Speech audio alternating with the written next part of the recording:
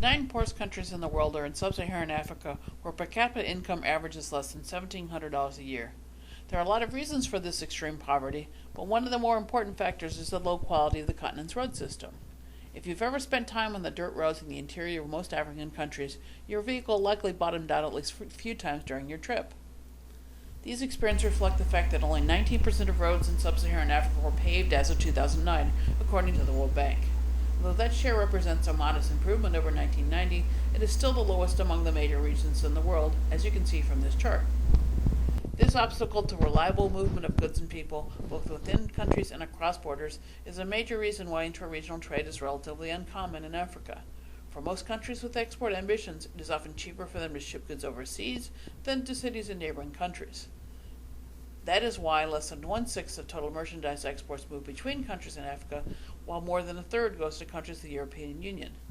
What is the best way to turn this situation around? It is clear that most of the countries lack adequate capital to make the needed investments by themselves. In 2012, most African governments were operating under a budget deficit. However, private sector companies, both within Africa and multinational firms, are increasingly investing in supply chains and agriculture throughout the continent. 120 companies have committed nearly $8 billion in investment in 10 countries in Africa through the new Alliance for Food Security and Nutrition established on the U.S. Global Food Security Initiative. However, they're going to need better roads to move the goods they produce. Those kinds of solid investments on the production side, which helped nearly 2 million farmers improve their agricultural practices in 2013 alone, should make private sector investments on the distribution side, such as roads, more attractive to private companies and to their financiers. However, a transparent and well-constructed PPP framework will be crucial to the process. Internationally, highway PPPs are quite common, accounting for 35% of all PPPs funded and completed between 1985 and 2004, as reported in the Public Works Financing Database. In Africa, highway PPPs are less common, with only 6 such deals included out of 17 projects in Africa that are currently in the works, according to a list of projects compiled by the group InfraPPP.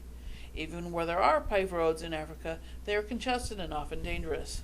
The World Health Organization tracks road fatalities per 100,000 population around the world. In Africa, only 5 of 36 countries listed are below the world average of 18 deaths per year per 100,000 people, and a few like Chad, Nigeria, South Africa, and Uganda vastly exceed the world average. Not surprisingly, 2 of the most prominent examples of highway PPPs in Africa are found in countries with dangerous congestion.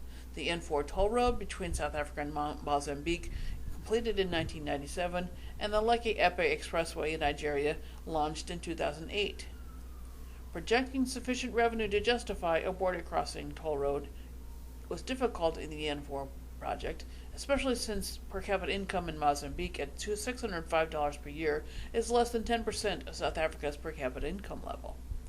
However, toll road volume has exceeded expectations so far, and thousands of Mozambicans use the road to commute into South Africa on a daily basis and thus earn higher wages than are available in their own country. Unfortunately, the Lekki project ran into construction delays and public protests over toll levels.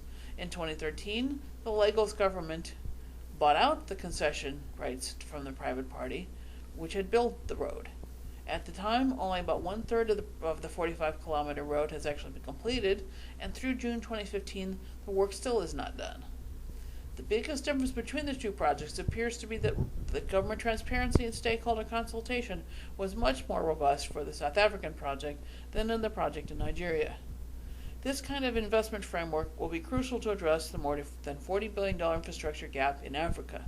The World Bank, along with the African Development Bank, commissioned a study in 2006 to study a potential Trans-Africa highway system.